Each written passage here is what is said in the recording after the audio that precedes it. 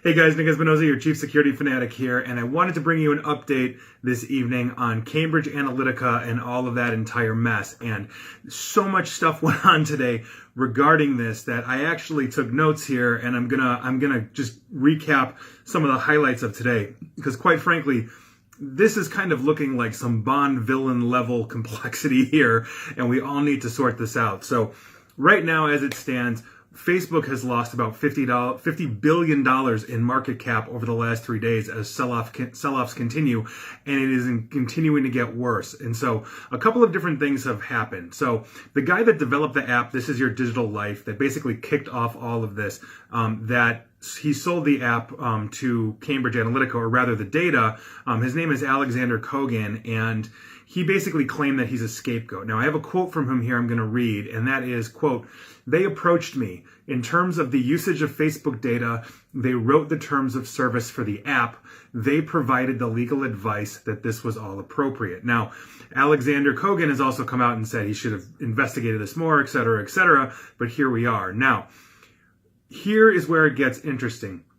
The AP, Associated Press, and a whole bunch of others are now finding links where links typically shouldn't be. So Cambridge Analytica now has a link to a Chinese security and logistics company run by Eric Prince. Now, if you don't know who Eric Prince is, he is the founder of Blackwater, and he has been involved in a whole bunch of different stuff, including a meeting in the Seychelles with Russian intelligence that the Mueller investigation is going off of, and it's kind of all kinds of nuts. So I say all of that to say that Cambridge Analytics CEO that is now suspended, Alexander Nix, is a director of a company called Emmer Data Limited. Now, he is a director there. Now, another Emmer Data Limited director is a man named Johnson Ko. Now, Johnson Ko is a deputy chairman of a Hong Kong-based group called the Frontier Services Group, or FSG, and their chairman is Blackwater founder Eric Prince.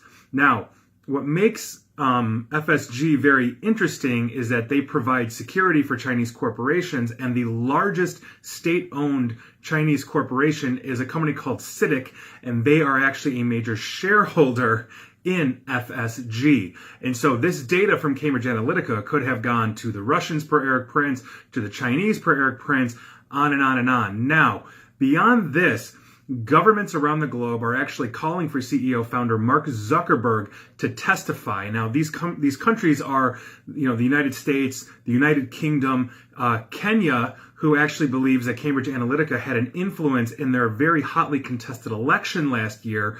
And even Romania's government, the ruling party, has come out and said that Cambridge Analytica had nothing to do with their last election. And this comes off the heels of a British election consultant named Turnbull, who basically stated that he was contacted by Cambridge Analytica over the Romanian government. Now, this is on and on and on, and it continues to unfold. And the last bit of news here today is that Mark Zuckerberg came out basically finally after days of essentially hiding and not saying anything, saying that Facebook and Zuckerberg himself are admitting mistakes, and he began outlining steps to correct this situation and boost privacy and consumer confidence and all that kind of stuff. And that is your Cambridge Analytica news for the day. It is absolutely crazy, and it continues to unfold. I'm actually going to be writing an article about this for Smerconish.com, the CNN commentator and SiriusXM radio host, and so that'll probably be out in the next few days. But it's absolutely getting bonkers, and we're going to see where this goes. So please like, share, follow me here on Facebook and Twitter at NickAESP. And as always, stay safe and stay online. Thanks, guys.